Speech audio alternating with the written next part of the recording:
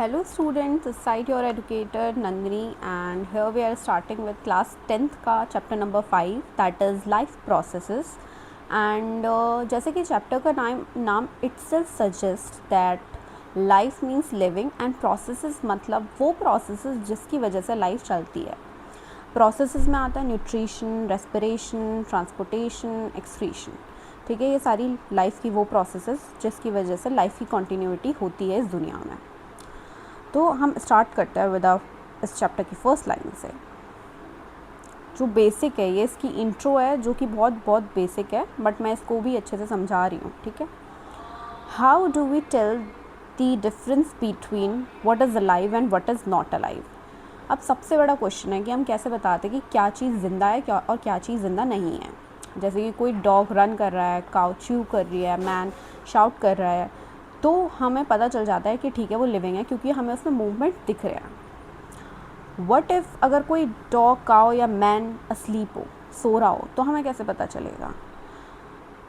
We would still think that they are alive but how did we know that. हमें फिर भी लगेगा कि ठीक है वो जिंदा है बट पता कैसे चलेगा क्योंकि हमें उसमें कुछ ना कुछ मूवमेंट दिखेगा. क्योंकि वो सांस ले रहे होंगे तो हमें थोड़ा विजिबल मूवमेंट दिखेगा. We see them breathing and we know that they are alive. But अब फिर बात आती है, क्वेश्चन आता है प्लांट्स का क्या. What about plants? How do we know that they are alive? हमें उनका कैसे पता चलेगा कि वो ज़िंदा है या नहीं है. हमें पता चलेगा कि ठीक है वो ग्रीन है यानी वो फोटोसिंथेसिस कर रहा है तो वो लिविंग है. हम उसको लिविंग की कैटेगरी में मान लेंगे. ठीक है वो फोटोसिंथेसिस कर रहा है and that is living. But what about the plant जिनके कलर ऑफ लीव्स जो हो वो ग्रीन से कुछ अलग हटके हो, कोई और कलर का हो, तो हमें उनका कैसे पता चलेगा कि वो ज़िंदा है या नहीं है. They grow over time so we know that they are alive, some will say. तो हमें पता चलता है कि ठीक है वो टाइम के साथ में जो है वो धीरे धीरे ग्रो कर रहे हैं, तो हमें पता चलता है कि ठीक है वो लिविंग है. I am choosing a different pen. या they grow over time so we know that they are alive, some will say. In other words, we tend to think of some sort of movement. हम किसी ना तरीके का कोई movement दिखना चाहिए, चाहे वो कोई ग्रोथ रिलेटेड हो और या हमें उसमें कोई विजिबल मूवमेंट दिखे तो हमें पता चल जाएगा कि ठीक है वो अलाइव है. But a plant that is not visibly growing, but कोई प्लांट जो कि विजिबली हमें दिख रहा है कि वो ग्रो नहीं कर रहा है, इज स्टिल अलाइव, वो स्टिल अलाइव है. एंड सम एनिमल्स जिसमें हमें दिख नहीं रहा हो कि वो ब्रीथ कर रहा है या नहीं कर रहा, उसमें कोई विजिबल मूवमेंट हमें नहीं दिख रहा हो, वो भी अलाइव हो सकता है. तो हम किसी विजिबल मूवमेंट को as a defining characteristic consider नहीं कर सकते हैं लिविंग होने का या नहीं होने का. Movement over a very small scales will be invisible to our naked eyes. जो कोई बहुत छोटे माइन्यूट मूवमेंट होंगे वो हमारी आइज़ को जो होता है नहीं दिखते हैं. जैसे कि मूवमेंट ऑफ मॉलिक्यूल्स हो गया फॉर एग्जांपल. ठीक है, कोई भी छोटा मॉलिक्यूलर मूवमेंट है वो हमारी नेकेड आइज़ को ऑब्वियसली नहीं दिखते हैं. Is this invisible molecular movement necessary for life. अब ये क्वेश्चन आता है कि ये जो इनविजिबल मूवमेंट है, जो मूवमेंट हमें दिख ही नहीं रहे हैं, क्या ये सही में ज़रूरी है लाइफ के लिए. अगर जैसे हम किसी प्रोफेशनल से पूछते हैं, प्रोफेशनल बायोलॉजिस्ट से पूछते हैं, तो obviously they will say yes. अब ये बहुत इम्पॉर्टेंट चीज़ आती है दैट इज़ रिगार्डिंग वायरसेस, जो कि बहुत कंट्रोवर्शियल है. ठीक है, in fact viruses do not show any molecular movement in them until they infect some cell, and that is partly why there is a controversy about whether they are truly alive or not. अब इसका क्या मतलब है, जो viruses होते हैं ना वो बॉडी के बाहर तो डेड होते हैं और बॉडी के अंदर लिविंग होते हैं. यानी तब तक का वो बॉडी के बाहर होंगे हम उनको ये नहीं बोल सकते हैं कि वो लिविंग है, डेड है. ये वो डेड होंगे क्योंकि वो कोई मूवमेंट शो नहीं कर रहे हैं, और तब वो बॉडी के अंदर चले जाएंगे तो they act as a living. तो ये बहुत बड़ी कंट्रोवर्सी आ जाएगी कि वो लिविंग है या नहीं है, उनको लिविंग कंसिडर करना चाहिए या नहीं.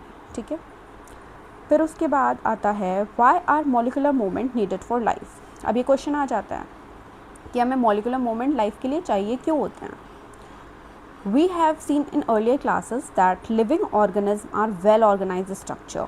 they can have tissues have cells have smaller component in them. अब हमने पहले क्लासेस में पढ़ा था कि ये जो ऑर्गेनिज्म होते हैं इनके पास वेल ऑर्गेनाइज्ड स्ट्रक्चर्स होते हैं. जैसे टिश्यूज़ होते हैं, टिश्यूज़ के पास में भी सेल होंगे, सेल के पास में और स्मॉल कंपोनेंट होंगे जैसे कि सेल ऑर्गेनल्स हो गए and so on. Because of the effect of the environment this organised ordered nature of living structures is very likely to keep breaking down over time. अब इन्वायरमेंट की किसी भी वजह से अब ये ordered nature of living structure जो है वो अगर ब्रेक डाउन हो गया तो फिर क्या होगा? If order break down the organism will no longer be alive. अब मैं इसका एग्जांपल देती हूँ. सपोज़ कोई बंदा है जिसका एक्सीडेंट हो जाता है और जो ऑर्गेनिज्म है वो मेंटेन नहीं कर पा रहा है, वो अपना ऑर्डर्ड नेचर ऑफ लाइफ को मेंटेन करके नहीं रख पा रहा है, तो चांसेस हैं he will no longer be alive. तो ये बहुत ज़रूरी है किसी भी लिविंग क्रीचर के लिए कि वो अपना रिपेयर एंड मेंटेनेंस कर सके. ठीक है, तो इट इज़ वेरी नेसेसरी कि वो ordered nature of living structure वो मेंटेन होकर रहे. ये जो टिश्यू सेल्स और ये ऑर्गेनेल्स हैं ये सारे इंटैक्ट रहें. ठीक है, बहुत ज़रूरी है. सो वही लाइन आगे आ जाती है. So living creatures must keep repairing and maintaining their structures since all these structures are made of molecules. ये सारे स्ट्रक्चर्स जो होते हैं ना वो छोटे छोटे मॉलिक्यूल्स के बने होते हैं. They must move molecules all the time. और ये जो मॉलिकुलर मूवमेंट है ये होते रहने चाहिए हमेशा कि वो एक लिविंग स्टेट में रहे ऑब्वियसली एक ऑर्गेनिज्म. फिर आता है what are the maintenance processes in living organism. फिर आते हैं ये मेंटेनेंस प्रोसेसेस कौन कौन सी होती है लिविंग ऑर्गेनिज्म में. Let us explore what are the life processes. ये लाइफ प्रोसेसेस क्या होती हैं. The maintenance function of living organism must go on even when they are not doing anything particular. ये जो मेंटेनेंस प्रोसेसेस होती हैं, maintenance function है, ये चलती रहनी चाहिए चाहे बंदा कुछ ना कर रहा हो, चाहे वो सो रहा हो, बैठा हो, क्लास में हो, कहीं भी हो, ये चलते रहना चाहिए in order to keep the organism in the living state. ठीक है, the process which together perform this maintenance job are life processes. वो प्रोसेसेस जो साथ में ये मेंटेनेंस जॉब परफॉर्म करती हैं इन सबको हम मिला के लाइफ प्रोसेसेस बोलते हैं. जैसे कि न्यूट्रिशन, रेस्पिरेशन, ट्रांसपोर्टेशन, एक्सक्रीशन, ये सारी की सारी लाइफ प्रोसेसेस होती हैं. फिर आता है since these maintenance processes are needed to prevent damage and break down. ये जो मेंटेनेंस प्रोसेस होती हैं ये हमें चाहिए होती हैं कि कोई डैमेज हो, कोई ब्रेक डाउन हो तो उसको मेंटेन करके हम ऑर्गेनिज्म को सही सलामत बढ़िया स्टेट में रख सकें. ठीक है, अब ये एनर्जी हमें चाहिए होती है. ठीक है, अब कोई भी मेंटेनेंस प्रोसेस हो हमें एनर्जी चाहिए ही होती है. ये एक बहुत प्राइमरी चीज़ है जो हमें एनर्जी चाहिए ही चाहिए. और ये एनर्जी अब आएगी कैसे? तो ये energy comes from outside the body of the individual organism. ये एनर्जी बाहर से आएगी. So there must be a process to transfer a source of energy from outside the body of the organism. अब कोई एक प्रोसेस होनी चाहिए जिससे कि जो एनर्जी हो वो ऑर्गेनिज्म के बाहर से आ सके इन द फॉर्म ऑफ फूड, जिसको हम फूड बोलते हैं, टू द इनसाइड. और जो प्रोसेस का नाम है वो न्यूट्रिशन है. A process we commonly call nutrition, जिससे कि खाना बाहर से आ सके और हमें एनर्जी मिल सके. ठीक है, और वो खाना क्या होगा? फूड होता है. If the body size of the organism is to grow. अगर कोई भी ऑर्गेनिज्म ग्रो करता है तो उसको एडिशनल रॉ मटेरियल चाहिए होता है बाहर से जो आता है उसको ग्रो करने के लिए. Since life on earth depend on carbon based molecule. जो लाइफ है वो अर्थ पे कार्बन बेस्ड मॉलिक्यूल्स पर ही डिपेंड करती है. Most of these food sources are also carbon based. ज़्यादातर जो फूड सोर्सेज होती है वो भी कार्बन बेस्ड होती है. चाहे तुम ग्लूकोज ले लो, फ्रक्टोज ले लो, कोई भी कार्बोहाइड्रेट्स वगैरह सब में तुम्हारा कार्बन बेस्ड मॉलिक्यूल्स होते हैं सब. Depending on the complexity of these carbon sources different organism can then use different kind of nutritional processes. कि कौन सा कार्बन सोर्स कितना कॉम्प्लेक्स है और तो उसकी बेसिस पर जो सारे ऑर्गेनिज्म होते हैं वो अलग अलग तरीके के न्यूट्रिशनल प्रोसेसेस यूज़ करते हैं. The outside sources of energy could be quite varied. जो बाहरी ये जो सोर्स है एनर्जी की, ये बहुत अलग अलग तरीके की हो सकती है. बहुत अलग अलग तरीके के सोर्सेज ऑफ एनर्जी हो सकती हैं. Since the environment is not under control of the individual organism. अब ये जो इन्वायरमेंट है वो कोई अकेले बंदे के कंट्रोल में तो है नहीं. ठीक है, तो these sources of energy therefore need to be broken down और built up in the body. अब ये जो सोर्स ऑफ एनर्जी कोई बाहर से जो हम लेते हैं तो जो कॉम्प्लेक्स मॉलिक्यूल कोई हमारी बॉडी में आएगा तो हमें उसके छोटे छोटे मॉलिक्यूल्स में तोड़ना पड़ेगा. and must be finally converted into a uniform source of energy that can be used for various molecular movement needed for maintaining living structure as well as to the kind of molecule the body needs to grow. तो हमें in complex molecule को convert करके ऐसे छोटे molecules में ये uniform molecules में convert करना पड़ेगा जो कि हमारी बॉडी यूज़ कर सके for the maintaining living structures. ठीक है, जिस और हमारी बॉडी उसके बाद ग्रो कर सके.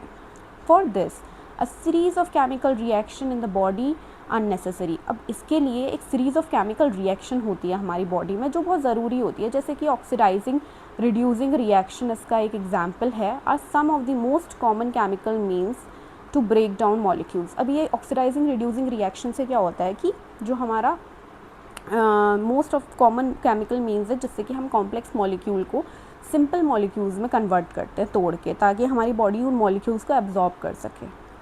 For this many organism are use oxygen source from outside the body, और इसके लिए हमें ऑक्सीजन चाहिए होगी, इस रिएक्शन के लिए हमें ऑक्सीजन चाहिए बाहर से, जो कि हम बाहर से लेंगे। And the process of acquiring oxygen from outside the body and to use it in the process of breakdown of food sources for cellular needs is what called respiration। अब तुम्हारी दूसरी लाइफ प्रोसेसेस आ जाती है जिसको हम respiration बोलते हैं। तो रेस्पिरेशन को क्या बोला है, वो प्रोसेस जिसमें हमें बाहर से ऑक्सीजन चाहिए होगी ताकि हम ब्रेक डाउन कर सके किसी खाने का फॉर द सेल्यूलर नीड्स, उसको हम रेस्पिरेशन बोलेंगे, और आगे हम इसको डिटेल में पढ़ेंगे। ठीक है, अभी आगे सिंपल शब्दों में यही समझ लो रेस्पिरेशन क्या होता है। रेस्पिरेशन वो प्रोसेस होता है जिसमें हमें ऑक्सीजन की हेल्प से ब्रेक डाउन करते हैं किसी फूड सोर्स का, उसको खाने को सिंपल फॉर्म में कन्वर्ट करने के लिए फॉर द सेल्यूलर नीड्स। ठीक है, फिर आता है in the case of single celled organism no specific organ for taking in food, exchange of gases or removal of waste may be needed because the entire surface of the organism is in contact with the environment। अब जैसे single celled organism तुम ले लो, कोई amoeba वगैरह ले लो, तो उसमें क्या होता है कि कोई ऐसा स्पेसिफिक ऑर्गन नहीं होता कि रेस्पिरेशन के लिए कोई ऑर्गन होगा या न्यूट्रिशन के लिए कोई इसमें माउथ होगा, तो ऐसा कुछ नहीं होता है। चाहे गैसेस एक्सचेंज ऑफ गैसेस के लिए, रिमूवल ऑफ वेस्ट के लिए कोई स्पेसिफिक ऑर्गन नहीं होता है। वो जो उसकी पूरी बॉडी होती है पूरी इन्वायरमेंट के कांटेक्ट में होती है। ठीक है, तो पूरी इन्वायरमेंट के कांटेक्ट से ही उसका सारा exchange of gases, removal of waste, nutrition की प्रोसेस सब ऐसे ही होती है, बॉडी सरफेस से होता है। But what happens when the body size of the organism increases and the body design become more complex? But तब क्या होगा, तब बॉडी का साइज़ बढ़ता है और बॉडी और कॉम्प्लेक्स होगी। फॉर एग्जांपल ह्यूमंस में कैसे होगा फिर, क्योंकि ह्यूमंस के सारे सेल्स तो एनवायरनमेंट के कांटेक्ट में होते नहीं हैं। जैसे multi cellular organism, all the cells में not be in direct contact with the surrounding. वही बात है कि सारे सेल्स एनवायरनमेंट के कॉन्टैक्ट में नहीं होते हैं। The simple diffusion will not meet the requirement of all the cell. तो सिर्फ सिंपल डिफ्यूजन से काम नहीं चलने वाला, हमें कोई और प्रोसेस चाहिए होगी ताकि सारे सेल को पूरा न्यूट्रिशन और सब कुछ मिल सके, क्योंकि डायरेक्ट सेल को एनवायरनमेंट के कांटेक्ट में नहीं है, तो सिर्फ सिंपल डिफ्यूजन से काम नहीं चलेगा जैसे यूनिसेलर ऑर्गेनिज्म में चल रहा था। So we have seen previously how in multicellular organism various body parts have specialised in the function they perform. अब हमने पहले देखा था कि कैसे मल्टीसेलुलर ऑर्गेनिज्म में सारे बॉडी पार्ट्स जो होते हैं वो कुछ स्पेशलाइज हो जाते हैं कुछ एक फंक्शन परफॉर्म करने के लिए। जैसे हमारे पास तो सब चीज़ के लिए सिस्टम होगा, एक डाइजेस्टिव सिस्टम है, सर्कुलेटरी सिस्टम है, रेस्पिरेटरी सिस्टम है, रिप्रोडक्टिव सिस्टम है, तो सब जो होते हैं स्पेशलाइज हो जाते हैं कोई एक फंक्शन परफॉर्म करने के लिए। We are familiar with the idea of these specialised tissue and with their organization in the body of the organism। तो हमें पता है ये जो टिश्यूज़ हैं ये सब स्पेशलाइज्ड होकर कोई ऑर्गन बना लेता है, फिर वो कोई काम परफॉर्म करता है। It is therefore not surprising that the uptake of food and oxygen will also be the function of a specialized tissue। तो ये कोई सरप्राइजिंग बात नहीं है कि जो खाना खाना है या ऑक्सीजन लेना है वो कोई उसके लिए कोई और टिश्यू स्पेशलाइज्ड होकर कोई पर्टिकुलर ऑर्गन या ऑर्गन सिस्टम नहीं बना सकते, क्योंकि ये मल्टीसेलुलर ऑर्गेनिज्म में यूजुअली होता है। However, this possesses a problem since the food and oxygen are not taken up at one place in the body of the organism while all parts of the body needs them। अब ये है कि जो oxygen है और जो oxygen है और फूड है वो कहीं एक जगह नहीं लिया जाता है, ये जो है वो डिफरेंट पार्ट्स लेते हैं ऑक्सीजन, पर चाहिए पूरे बॉडी को चाहिए होता है, पूरी बॉडी के सेल्स को सबको खाना चाहिए होता है, सबको ऑक्सीजन चाहिए होता है।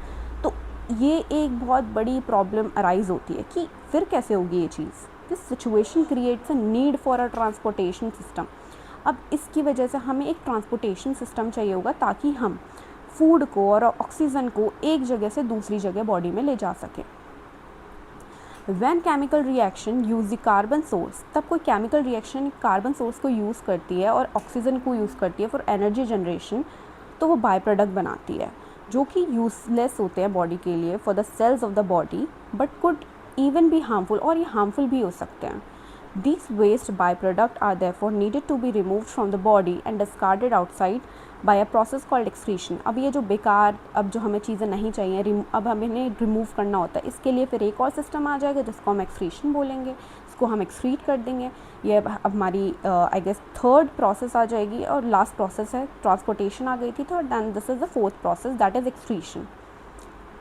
Again, if the basic rules for body design is in multicellular organism are followed, a specialized tissue for excretion will be developed. वहीं फिर excretion के लिए भी एक specialized tissue develop हो जाएगा, which means that the transportation system will need to be transport waste away from cells to this excretory tissue. अब इसका मतलब है कि अब हमें ट्रांसपोर्ट करना पड़ेगा ये जो एक्सक्रीटरी वेस्ट है, इसको भी एक्सक्रीटरी टिश्यू के थ्रू. ठीक है, and this is we are done with the introduction part. Now we will be starting with the nutrition. ठीक है, so our next topic is nutrition. ये है अब हमारा फर्स्ट लाइफ प्रोसेस जो हमें पढ़ना है, nutrition. So when we walk or ride a bicycle we are using up energy. तब हम वॉक कर रहे होते हैं या बाइसिकल चला रहे होते हैं तो हम एनर्जी समवेयर यूज़ कर रहे होते हैं. Even when we are not doing any apparent activity, energy is needed to maintain a state of order in our body. चाहे अगर हम कोई एक्टिविटी नहीं भी कर रहे होते हैं तो भी हमारी बॉडी में एनर्जी यूज़ हो रही होती है ताकि वो बेसिक जो स्टेट ऑफ बॉडी है वो मेंटेन करके रख सके और बेसिक जो फंक्शंस हैं बॉडी के वो चलते रहें. तो हमें एनर्जी हर स्टेट में चाहिए. अगर हम काम कर रहे होंगे तो ज़्यादा एनर्जी चाहिए, अगर काम नहीं कर रहे होंगे तो कम एनर्जी चाहिए, but energy is always required in a human body और से any living organism. We also need materials from outside in order to grow, develop, synthesize proteins and other substance needed in the body. और हमें material चाहिए होता है और से food चाहिए होता है बाहर से ताकि हम ग्रो कर सके, डेवलप कर सके, प्रोटीन का सिंथेसिस कर सके और बाकी सब्सटेंस के लिए जो बॉडी में रिक्वायर्ड होते हैं. This source of energy and materials is the food we eat. और ये सोर्स ऑफ एनर्जी कहाँ से आएगा या मटेरियल वो क्या होता है, दैट इज़ फूड. जो हम खाते हैं वही होता है. एंड इसी प्रोसेस को हम न्यूट्रिशन बोलते हैं. The process of eating food and taking up nutrients in the body is the process known as nutrition. तो ये जो न्यूट्रिशन है ये दो तरह का हो सकता है, that is autotrophic and heterotrophic nutrition. अब ये क्वेश्चन आता है इम्पॉर्टेंट कि how do living things get their food. अब ये जो लिविंग ऑर्गेनिज्म होते हैं इनको अपना खाना कैसे मिलता है. तो the journal requirement for energy and material is common in all organism. तो जो जर्नल रिक्वायरमेंट होती है एनर्जी की और मटेरियल्स की वो कॉमन होती है सारे ऑर्गेनिज्म में, but is fulfilled in different ways. But ये अलग अलग तरीके से हो सकती है पूरी. Some organisms use simple food material obtained from inorganic sources in the form of carbon dioxide and water. जो कुछ ऑर्गेनिज्म होते हैं वो सिंपल फूड मटेरियल को यूज़ करते हैं फ्रॉम इनऑर्गेनिक सोर्सेज जैसे कि कार्बन डाइऑक्साइड एंड वाटर. जैसे ऑटोट्रॉफिक ऑर्गेनिज्म की ये यहाँ पर बात कर रहा है जो अपना कार्बन डाइऑक्साइड और वाटर बाहर से लेता है, फोटोसिंथेसिस करता है और अपना खाना खुद बनाता है. These organisms, the autotrophs, include green plants and some bacteria. और इसके एग्जाम्पल्स कौन होते हैं, प्लांट्स हो गए और कुछ बैक्टीरिया जिसके एग्जाम्पल्स ऑटोट्रॉफ्स के होते हैं. Other organism utilise complex substances. और कुछ ऑर्गेनिज्म वो होते हैं जो कि कॉम्प्लेक्स सब्सटेंसेज को यूटिलाइज करते हैं. These complex substances have to be broken down into simpler ones. और ये कॉम्प्लेक्स सब्सटेंसेज को तोड़ के हमें सिंपल में कन्वर्ट करना होता है before they can be use for the upkeep and growth of the body, ताकि हम उसको यूटिलाइज़ कर सकें और हमारी बॉडी की ग्रोथ हो सके. तो ऐसे ऑर्गेनिज्म को हम हेटरोट्रॉफिक ऑर्गेनिज्म बोलते हैं जो कि कॉम्प्लेक्स सब्सटेंस को सिंपल सब्सटेंस में कन्वर्ट करते हैं. और इसके लिए हमें ये अचीव करने के लिए ऑर्गेनिज्म को बायोकैटलिस्ट या एंजाइम चाहिए होता है. Use biocatalyst called enzymes. और जो एंजाइम्स होते हैं वो प्रोटीन्स होते हैं जो कि किसी भी केमिकल रिएक्शंस को यानी कॉम्प्लेक्स को सिंपल सब्सटेंस में कन्वर्ट करने वाली प्रोसेस में हमें एंजाइम चाहिए होते हैं जिससे कि वो जल्दी हो सके और आसानी से हो सके. ये एंजाइम का काम हो गया. दस दी हेटरोट्रॉफ सर्वाइवल डिपेंड डायरेक्टली और इनडायरेक्टली ऑन ऑटोट्रॉफ्स. और जो हेटरोट्रॉफ का सर्वाइवल है वो कहीं ना कहीं ऑटोट्रॉफ्स पर डिपेंड करता है. यानी जो हेटरोट्रॉफ्स हैं उनको जो है कहीं ना कहीं चाहिए होंगे ऑटोट्रॉफ्स जो अपना खाना खुद बना रहे हैं, क्योंकि वो तो किसी और पे डिपेंडेंट है, वो तो प्लांट से अपनी एनर्जी लेंगे, प्लांट्स को यूटिलाइज करके अपनी एनर्जी रिक्वायरमेंट्स पूरी करेंगे। और हेटेरोट्रॉफ ऑर्गेनिज्म के एग्जांपल्स में आते हैं एनिमल्स एंड फंजाई।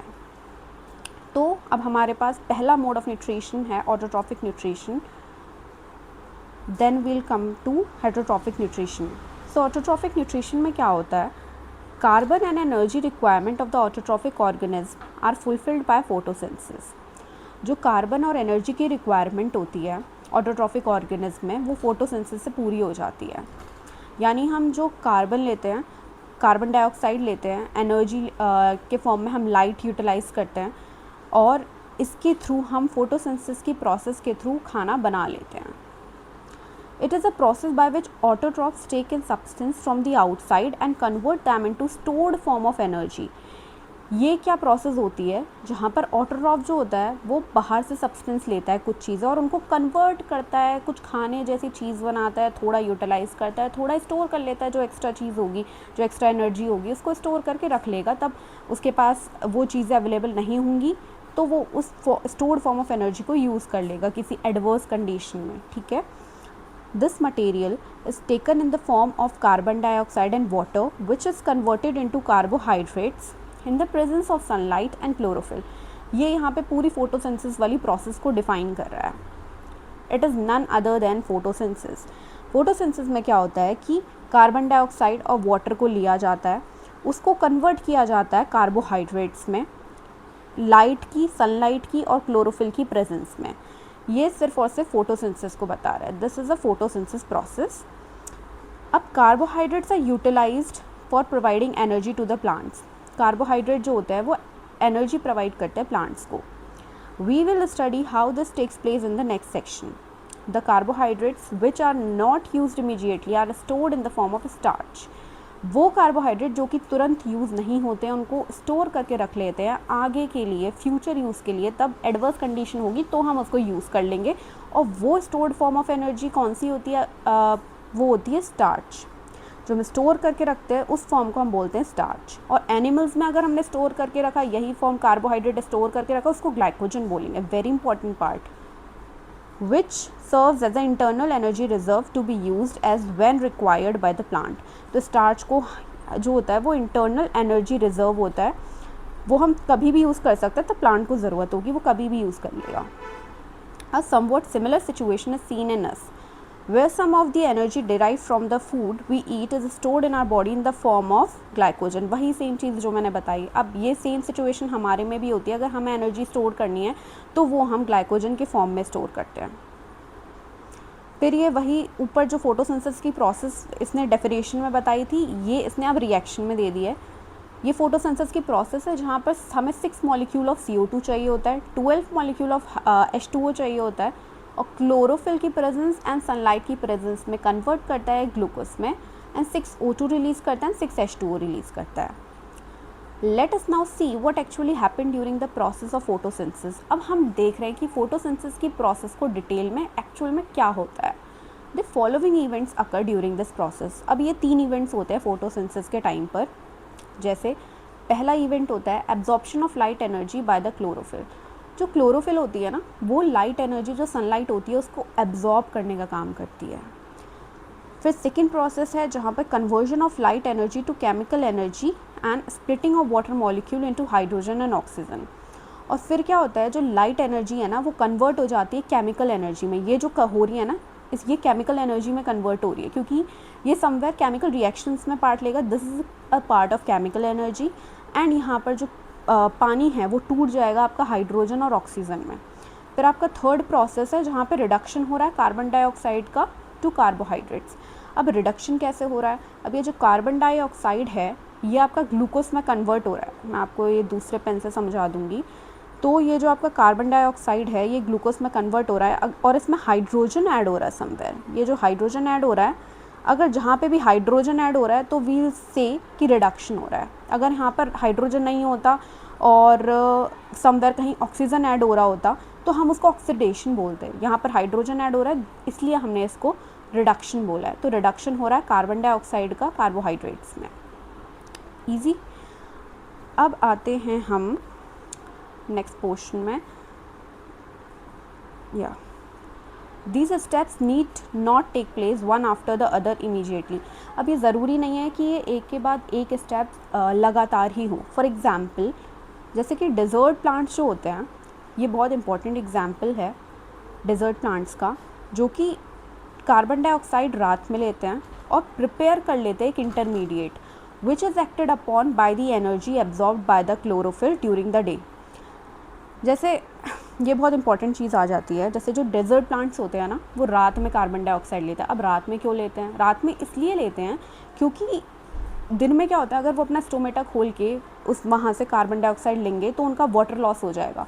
तो इसलिए वो प्रेफर करते हैं कि वो रात में लेंगे कार्बन डाइऑक्साइड, ताकि अगर वो अपना स्टोमेटा खोले भी तो हीट उतनी नहीं होगी और वाटर लॉस उतना नहीं होगा। तो ये उनका अडेप्टेशन होता है, रात में वो अपना स्टोमेटा खोल के कार्बन डाइऑक्साइड ले लेंगे और वो उसको एज एन इंटरमीडिएट प्रिपेयर कर लेंगे। उसके बाद दिन में जो तब लाइट आएगी तो क्लोरोफिल के थ्रू वो सनलाइट एब्जॉर्ब होगी और फोटोसिंथेसिस की प्रोसेस होगी। तो ये ज़रूरी नहीं है, ये इस चीज़ को बता रहा है कि ज़रूरी नहीं है कि एक के बाद तुरंत हो सारी प्रोसेस। दीज प्रोसेस ऐसे ही सीक्वेंस में होंगी, but the time can vary, बीच में लैग हो सकता है। ठीक है, इसका इम्पॉर्टेंट एग्जाम्पल है डेजर्ट प्लांट्स, जो मैंने समझा दिया कैसे प्रोसेस होता है। उसके बाद आता है let us see how each of the component of the above reaction are necessary for photosynthesis. अब हमें देखना है कि सारे कंपोनेंट कैसे इंपॉर्टेंट होते हैं फोटोसिंथेसिस के लिए। ठीक है, if you carefully observe a cross section of a leaf under the microscope, you will notice that some cells contain green dots. अगर हम जैसे क्रॉस सेक्शन लीफ का देखेंगे और उसको काट के देखेंगे, ये जैसे कि यहाँ पे क्रॉस सेक्शन देखा है ये लीफ का, ये जो दे रखा है क्रॉस सेक्शन दे रखा है लीफ का, और उसमें हमें कुछ ग्रीन डॉट्स देखने को मिलेंगे।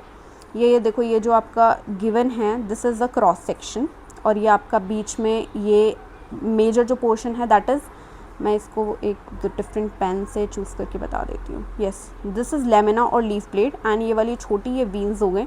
दिस, ये जो बड़ी वाली है ये इसको मिडरिब बोला है, ये वाली जो है मिडरिब बोला है इसको। एंड इसको अगर हमने ये इसका सेक्शन कट करके देखा, वील सी ग्रीन डॉट्स इनकी बात करी गई है, क्लोरोप्लास्ट की बात करी गई है। This green dots are cell organelles called chloroplast. ये जो है सेल ऑर्गेनेल्स है क्लोरोप्लास्ट, जिसमें क्लोरोफिल होता है। क्लोरोफिल इन्हीं क्लोरोप्लास्ट के अंदर होता है। ठीक है, let us do an activity which demonstrate that chlorophyll is essential for photosynthesis. अब हमें एक एक्टिविटी कर रहे हैं जहाँ पे हमें पता चल रहा है कि जो क्लोरोफिल होता है वो फोटोसिंथेसिस के लिए ज़रूरी होता है। और ये भी एक इम्पॉर्टेंट डायग्राम है, इस पर भी एक नज़र मार लेना। जैसे ये एक लीफ का क्रॉस सेक्शन दे रखा है, इसके ऊपर पे वेक्सीक्यूटिकल होती है, फिर ये ऊपर अपर एपिडर्मिस है, देन क्लोरोप्लास्ट है, इसके बीच में एयर सैक होते हैं, एंड ये वाले जो हैं ये गार्ड सेल्स हो जाएंगे। फाइन, और ये लोअर एपिडर्मिस होती है। बस एक डायग्राम्स भी नज़र मारते चलना, एनसीईआरटी के डायग्राम्स इंपॉर्टेंट होते हैं। उसके बाद हम एक्टिविटी भी डिस्कस कर लेते हैं, वी नेवर नो, इससे भी क्वेश्चन आ जाते हैं क्योंकि। तो एक बार हम इसका क्रिस्प देख लेते हैं कि इस एक्टिविटी में बोला क्या है। तो अब हमारी एक्टिविटी 5.1 जो हमें पढ़ना है, जो कि वेरीगेटेड लीव्स के रिगार्डिंग है। तो सबसे पहले हमें पढ़ना है कि हम यही देख लेते हैं कि वेरीगेटेड लीव्स होती क्या हैं। ठीक है, वेरीगेटेड लीव्स क्या होती हैं? वेरीगेटेड लीव्स वो लीव्स होती हैं जो कि कम्प्लीटली ग्रीन या कम्प्लीटली एक कलर में नहीं होती हैं, जो कि मोर देन वन कलर्स में होती हैं, डिफरेंट कलर्स में होती हैं, वो वेरीगेटेड लीव्स होती हैं। यानी ग्रीन के अलावा और कोई कलर हो गया, पर्पल हो गया, या कोई पर्पल येलो लीव्स हो गई, those leaves are variegated leaves. ठीक है, इसके एग्जाम्पल्स में भी दे रखे हैं, जैसे जो मनी प्लांट होता है वो येलो ग्रीन कलर का होता है, एंड क्रोटॉन्स हो गए, ये भी एक प्लांट होता है जो वेरीगेटेड लीव्स के एग्जाम्पल्स में आता है। ठीक है, तो अब हमारी एक्टिविटी है कि हमें पहले, let me choose a pen, take a potted plant with variegated leaves, for examples money plants और क्रोटॉन। उसके बाद हमें उन प्लांट्स को डार्क रूम में रख देना है 3 दिनों के लिए, so that all the starch gets used up. हम इसको डार्क रूम में इसलिए रख रहे हैं कि जो फोटोसिंथेसिस उसमें ना हो और जो स्टोर्ड फॉर्म हो एनर्जी का, जो स्टार्च हो, वो यूज़ हो जाए प्लांट में। उसके बाद हम प्लांट को सनलाइट में रखेंगे 6 घंटों के लिए। फिर हम इसमें से दोनों में से एक एक लीफ तोड़ेंगे और मार्क कर देंगे green areas in it and trace them on a sheet of paper. और इनमें हम इसको मार्क कर देंगे, जो भी ग्रीन एरियाज़ होंगे हम उनको ऐसे ऐसे करके मार्क कर देंगे। फिर लीफ को जो होगा हम उसको बॉइलिंग वाटर में डुबोएंगे कुछ मिनट्स के लिए। और क्यों डुबोएंगे? क्योंकि इसका जो सारा क्लोरोफिल हो वो पानी में ही डिज़ोल्व हो जाए, पानी में इसका सारा क्लोरोफिल डिज़ोल्व हो जाएगा, तो ये समवेयर ऐसे प्लेन लीफ जैसे दिख जाएगी हमें। उसके बाद after this immerse it in a beaker containing alcohol. उसके बाद इस बीकर को हम अल्कोहल में डाल देंगे। अल्कोहल में डालने के बाद फिर carefully place the above beaker in a water bath and heat till the alcohol begins to boil. और इसके बाद जैसे अब मैं इसको समझाती हूँ, लेट मी एक्सप्लेन दिस। उसके बाद जैसे ये आपका बीकर है जिसमें आप अल्कोहल है और ये वाटर बाथ है, ये वाटर बाथ है, ये गर्म है, इसको हम नीचे से हीट कर रहे हैं। अल्कोहल वाले बीकर को हम इसलिए हीट नहीं कर रहे हैं, अगर हम इसको डायरेक्टली हीट करेंगे ये आग पकड़ लेगी, ठीक है। इसलिए हम वाटर बाथ ले रहे हैं, इसमें हम इसको कर रहे हैं, रख रहे हैं, ताकि ये धीरे धीरे बॉयल होगा अल्कोहल, और इसके अंदर हमने वो लीफ डाल दी है, ठीक है। What happens to the colour of the leaf? तो फिर लीफ के कलर को क्या होगा? जो लीफ का कलर होगा वो उड़ जाएगा, ठीक है। What is the colour of the solution? Solution का कलर ग्रीन हो जाएगा। Now dip the leaf in a dilute solution of iodine for a few minutes. अब इस लीफ को हम उसमें डालेंगे, आयोडीन के सोल्यूशन में डालेंगे। उसके बाद take out the leaf and rinse off the iodine solution. उसके बाद लीफ को निकालने के बाद हम आयोडीन सोल्यूशन को रिंस कर लेंगे, थोड़ा सा साफ़ कर लेंगे, एंड ऑब्जर्व करेंगे लीफ को, colour of leaf, and compare this with the tracing of the leaf done in the beginning. अब हमें इससे बताना है कि हमने क्या कंक्लूड किया और प्रेजेंस ऑफ स्टार्च एंड इस सब के रिगार्डिंग बताना है। तो मैं बता देती हूँ, जो हमने एरिया जो यहाँ पे ट्रेस किया था ना, हमने आयोडीन में डाला तो ये समवेयर स्टार्च टेस्ट हो गया। स्टार्च टेस्ट हो गया तो जो ब्लू ब्लैक कलरेशन आएगा ये इन्हीं ट्रेस्ड एरियाज़ में आएगा जहाँ पे हमने ये पहले ट्रेस किया था। और ये एक्सपेरिमेंट ये चीज़ बता रहा है कि chlorophyll is really important for photosynthesis. जहाँ पे क्लोरोफिल ये प्रेजेंट था वहीं पे फोटोसिंथेसिस हुई और खाना बना है, वहीं पे खाना बना है, और वहीं पे हमने आयोडीन टेस्ट करके पता लगा लिया है कि ये ग्रीन वाले पार्ट में फोटोसिंथेसिस हुई है। सो इस एक्सपेरिमेंट से क्लोरोफिल की सिग्निफिकेंस पता चली हमें। That's it. एंड इस वाला पोर्शन से बोर्ड्स में क्वेश्चन आ जाते हैं, सो इट इज़ इम्पॉर्टेंट कि आप इसको एक बार पढ़ लो, ठीक है। सो अब आते हैं हम स्टोमेटा पे। Let me change the pen. Yeah now let us study how the plant obtain carbon dioxide. अब हमें ये देखना है कि जो प्लांट है वो कार्बन डाइऑक्साइड कैसे लेते हैं। We have talked about stomata which are tiny pores present on the surface of the leaves. हमने स्टोमेटा के बारे में पहले क्लासेस में भी बात करी है कि ये जो होते हैं स्टोमेटा टाइनी पोर्स होते हैं, जिससे कि प्रेजेंट जो कि लीव्स की सरफेस पर प्रेजेंट होते हैं, जिसके थ्रू गैशियस एक्सचेंज होता है। Massive amount of gaseous exchange take place in the leaves through these pores for the purpose of photosynthesis.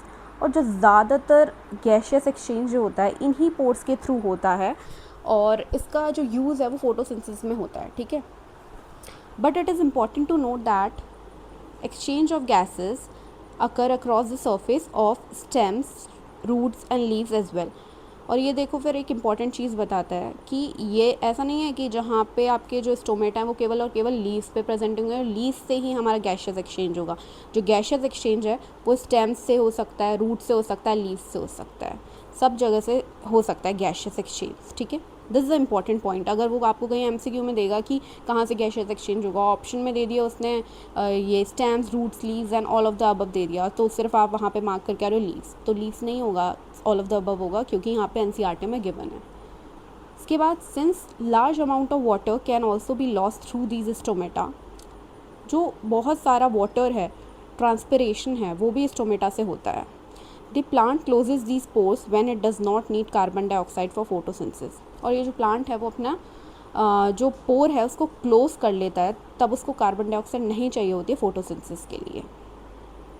The opening and closing of the pore is a function of guard cell. और जो opening and closing का function होता है ना, वो इन guard cells का होता है।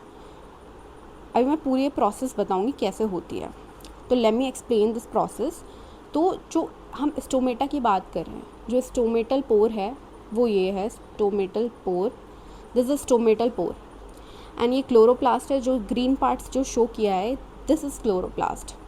और अगर हमें सपोज़ कार्बन डाइऑक्साइड हमें चाहिए होगा इसके अंदर, हमें कार्बन डाइऑक्साइड यहाँ से गैशियस एक्सचेंज होता है और इसके थ्रू ऑक्सीजन आउट, तो ये गैशियस एक्सचेंज होता है। अगर हमें कार्बन डाइऑक्साइड चाहिए होगा तो ये जो इसके गार्ड सेल्स हैं ये स्वेल अप हो जाएंगे, ठीक है, ये स्वेल हो जाएंगे, इसके अंदर पानी भर जाएगा और ये एकदम फूल जाएंगे और यहाँ से आपका स्टोमेटल पोर खुल जाएगा। और अगर उसको फोटोसिंथेसिस के लिए कार्बन डाइऑक्साइड नहीं चाहिए तो ये पूरा पानी लूज़ करके गार्ड सेल पतले हो जाएंगे और ये पूरा बंद हो जाएंगे। ये आपका क्लोज्ड है स्टोमेटल पोर, ठीक है, और ये आपका ओपन स्टोमेटल पोर है। और तब आपका ये खुलेगा ना तो इसके साथ साथ में कुछ वाटर भी बाहर आएगा, यानी ये ट्रांसपिरेशन भी करता है। So it is important. तभी जो डेजर्ट प्लांट का हमने ऊपर पढ़ा था कि डेजर्ट प्लांट जो है वो रात में करते हैं, ये वाली प्रोसेस जो उसके गैशियस एक्सचेंज है स्टोमेटल पोर खोल के रात में करते हैं, ताकि वहाँ पे धूप बहुत ज़्यादा होती है, पानी उड़ जाएगा, ट्रांसपिरेशन लॉस बहुत ज़्यादा हो जाएगा, दिक्कत हो जाती है, ठीक है। तो अब मैंने आपको ये प्रोसेस की समझा दी है। द गार्ड सेल्स स्वेल, ये गार्ड सेल्स स्वेल हो जाते हैं, तब वाटर इनके अंदर फ्लो करता है जिससे कि स्टोमेटल पोर खुल जाता है। Similarly the pore closes off the guard cells जो होता है वो श्रिंक हो जाता है। पोर जो होगा वो बंद हो जाएगा, तब गार्ड सेल में से पानी निकल जाएगा, वो श्रिंक हो जाएगा। तो ये पूरा स्टोमेटल पोर के बारे में हो गया। So now we are starting with activity 5.2। तो ये एक्टिविटी जो है ये बताती है हमें for the importance of CO2 in the atmosphere. So yeah हमें इसके लिए 2 हेल्दी पॉटेड प्लांट्स लेने हैं which are nearly of the same size and उनको डार्क रूम में रखना है 3 दिनों के लिए। इसके बाद now place each plant on a separate glass plates, place a separate watch glass containing potassium hydroxide by the side of one of the plant. फिर हमें पोटेशियम हाइड्रोक्साइड रखना है एक प्लांट के बगल में। उसके बाद जो पोटेशियम हाइड्रोक्साइड का काम क्या होता है, वो अपने एनवायरनमेंट में से कार्बन डाइऑक्साइड को एब्जॉर्ब कर लेती है, ठीक है। उसके बाद फिर हमें कवर करना है प्लांट को विद बेल जार्स। फिर बेल जार की हेल्प से हमें दोनों प्लांट को कवर कर देना है एंड वेस्लिन की हेल्प से हमें उसके बॉटम को सील कर देना है जार की, ताकि कोई बाहर की एयर उसके अंदर एंटर ना कर सके। और हमें जो कंटेनर है उसको एयर टाइट बना देना है, एकदम सेटअप हमें एयर टाइट रखना है। एंड जो पोटेशियम हाइड्रोक्साइड जो इसके अंदर KOH होगा, let me first just tell you this, keep the plant in the sunlight for the 2 hours. और इस सेटअप को फिर हमें सनलाइट में रखना है 2 घंटे के लिए। एंड मेन जो इसमें KOH होता है, वो यहाँ पे जितनी भी प्रेजेंट CO2 है उसको एब्जॉर्ब कर लेगा अपने अंदर, यानी इस सेटअप के अंदर पे कोई भी CO2 नहीं बची है, यहाँ पे CO2 प्रेजेंट है। दूसरे वाले सेटअप में CO2 प्रेजेंट है और तब हम इसको सनलाइट की प्रेजेंस में रखेंगे तो ये वाला जो सेटअप है वो फोटोसिंथेसिस नहीं कर पाएगा, क्योंकि यहाँ पर CO2 ही नहीं है। और ये वाला सेटअप जो होगा वो फोटोसिंथेसिस कर लेगा, और क्योंकि यहाँ पर CO2 है। तो ये हम कैसे चेक करेंगे, ये हम करेंगे स्टार्च टेस्ट की हेल्प से। तो हमें दोनों में से लीव्स तोड़नी है एंड फिर हमें चेक करना है for the presence of starch. जो हमने ऊपर स्टार्च टेस्ट किया था उसकी हेल्प से हम चेक कर लेंगे। एंड उसके बाद do both the leaves show the presence of the same amount of starch. फिर हमें देखना है कि दोनों लीव्स में कितना स्टार्च है, कैसे है, क्या है, and that will conclude with this activity. Fine. And yes, ये एक्टिविटी हमारी CO2 की इम्पोर्टेंस को ही बताती है, दैट्स इट। देन हम आते हैं नेक्स्ट में। Based on the 2 activities performed above, can we design an experiment to demonstrate that sunlight is essential for photosynthesis? अब हमने जैसे ऊपर एक्टिविटीज़ करी for the importance of CO2 की इम्पोर्टेंस के लिए हमने एक्टिविटी करी, एक और ऊपर एक्टिविटी करी, तो ऐसे ही हमें एक बनानी है activity for the importance of sunlight. तो येस, वो भी हम बना लेंगे। कैसे बनाएंगे कि एक प्लांट को हम रखेंगे सनलाइट में और एक प्लांट को हम रखेंगे डार्क में। फिर हम देखेंगे दोनों में स्टार्च की प्रेजेंस देखेंगे, तो जो डार्क में प्लांट रखा होगा उसमें स्टार्च की प्रेजेंस नहीं मिलेगी, क्योंकि वहाँ पर सनलाइट अवेलेबल नहीं थी, फोटोसिंथेसिस नहीं होगी। सो वो हम स्टार्च टेस्ट करके देख सकते हैं। So yes, we can build that setup too. So far we have talked about how autotrophs meet their energy requirement. हमने ये देखा कि ऑटोट्रॉप्स अपनी एनर्जी रिक्वायरमेंट कैसे मीट करते हैं। बाय दी फोटोसिंथेसिस प्रोसेस के थ्रू वो अपनी एनर्जी बनाते हैं। But they also need other raw materials for building their body. But उनको और भी रॉ मटेरियल्स चाहिए होते हैं अपनी बॉडी को बिल्ड करने के लिए। For example, water used in photosynthesis taken up from the soil by the roots in terrestrial plants. जो वाटर है वो फोटोसिंथेसिस के लिए चाहिए होता है हमें, जो फोटोसिंथेसिस में यूज़ होता है वो हम रूट से लेते हैं इन टेरेस्ट्रियल प्लांट्स में। अदर मटेरियल्स भी लेते हैं जैसे कि nitrogen, phosphorus, iron, magnesium are taken up from the soil. ये भी सॉइल से लेते हैं। जो नाइट्रोजन होता है वो बहुत एसेंशियल एलिमेंट होता है used in synthesis of protein and other compounds.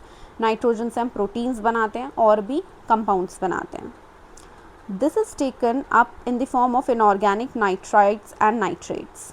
तो हम नाइट्राइट्स एंड नाइट्रेट्स की फॉर्म में नाइट्रोजन को लेते हैं एटमॉस्फेयर से, डायरेक्टली हम इसको नहीं ले सकते। फाइन। एंड और it is taken up as organic compound which have been prepared by bacteria from atmospheric nitrogen। या हम इसको एज एन ऑर्गेनिक कंपाउंड के फॉर्म में ले सकते हैं। हम यहाँ पे अमोनिया की बात कर रहे हैं जो कि ऑर्गेनिक फॉर्म होती है नाइट्रोजन की, जो बैक्टीरिया प्रिपेयर करते हैं वो हम नाइट्रोजन को ले सकते हैं। देन फिर we are reading about heterotrophic nutrition. Autotrophic हमने पढ़ लिया है। देन हमारा नेक्स्ट न्यूट्रिशन है heterotrophic nutrition. So yeah each organism is adapted to its environment. हर एक ऑर्गेनिज्म जो होता है अपने एनवायरनमेंट के लिए अडेप्टेड होता है। The form of nutrition differ depending on the type and availability of food material as well as how it is obtain by the organism. जो फॉर्म ऑफ न्यूट्रिशन है वो डिपेंड करता है on the type and availability of the food material जो उस area में present है। जैसे for example, whether the food source is stationary, क्या वो सोर्स स्टेशनरी है जैसे कि ग्रास, या वो सोर्स मोबाइल है जैसे कि deer. Would allow the difference in how the food is accessed और what is the nutritive apparatus used by the cow and a lion. तो इस डिफरेंस की वजह से ये इस पर डिपेंड करता है कि उसका न्यूट्रिटिव एपरेटस कैसा है। यानी न्यूट्रिटिव एपरेटस मतलब जो काउ होती है उसका जो स्मॉल इंटेस्टाइन होता है, जो उसका इंटेस्टाइन होता है वो बड़ा होता है क्योंकि उसको सेल्यूलोज डाइजेस्ट करना होता है। एंड जो लायन है उसका जो इंटेस्टाइन है वो कंपैरेटिवली शॉर्टर होता है क्योंकि उसको कार्निवोर होता है एंड उसको मीट वगैरह फीड करना होता है। सेल्यूलोज कंपैरेटिवली डाइजेस्ट करना डिफ़िकल्ट होता है। जैसे काउ जो है वो ग्रास पे फीड करेगा, लायन डियर पे फीड करेगा।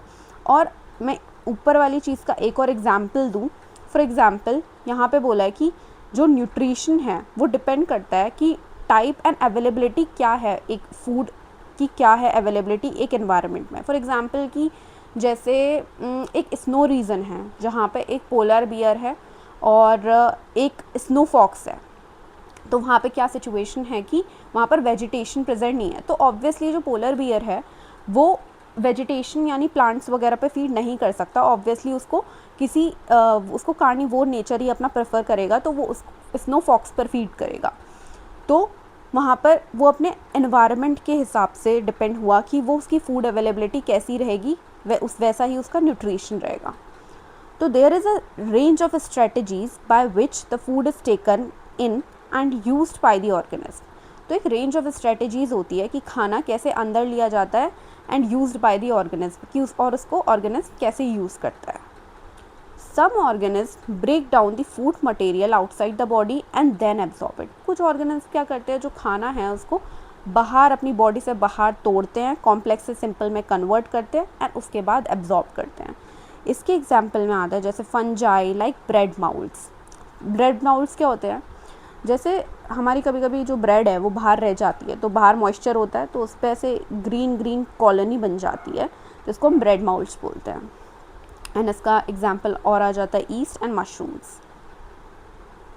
Others take in whole food material and break it down inside their body. और कुछ जो होते हैं वो पूरा ही मटेरियल अपनी बॉडी के अंदर लेके अपनी बॉडी के अंदर उसको कॉम्प्लेक्स से सिंपल फॉर्म में कन्वर्ट करते हैं। What can be taken in and broken down depend on the body design and functioning। क्या चीज़ हम अंदर ले सकते हैं और उसको तोड़ सकते हैं वो डिपेंड करता है कि ऑर्गेनिज्म की बॉडी उसको सपोर्ट करती है या नहीं करती, उसकी बॉडी डिज़ाइन कैसी है, उसकी बॉडी की फंक्शनिंग कैसी है। Some other organisms derive nutrition from plants or animals without killing them। कुछ ऐसे ऑर्गेनिज्म भी होते हैं जो न्यूट्रिशन लेते हैं प्लांट्स या एनिमल से बिना उन्हें मारे हुए।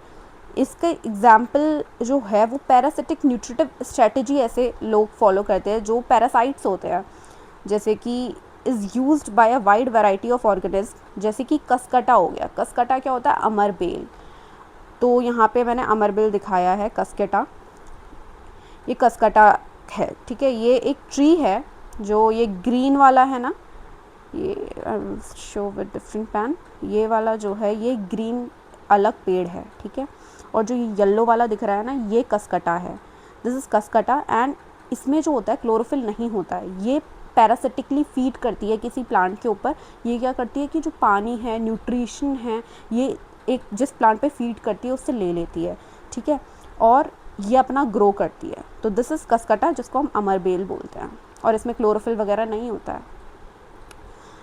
एंड देन इसका एक और एग्जाम्पल में आ जाते हैं पैरासाइट्स के एग्जाम्पल में, ticks, then lice and leeches and tapeworm.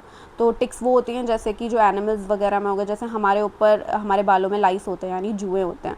Ticks जो होते हैं वो डॉग्स वगैरह के अंदर मिलते हैं। लीचेस होती हैं, ये भी पैरासाइट्स होती हैं, एंड जिसको हम जोक बोलते हैं हिंदी में। एंड देन टेपवॉर्म्स हो जाते हैं जो हमारे स्टमक वगैरह में हो जाते हैं, टेपवॉर्म्स वगैरह, दोज आर पैरासाइट्स। फिर अब हमें देखना है how do organism obtain their nutrition. अब ऑर्गेनिज्म अपना न्यूट्रिशन कैसे लेता है? Since food and the way is obtain differ, जो खाना है वो भी अलग अलग तरीके का होता है, और जिस तरीके से उसको हम लेते हैं वो भी डिफरेंट होता है।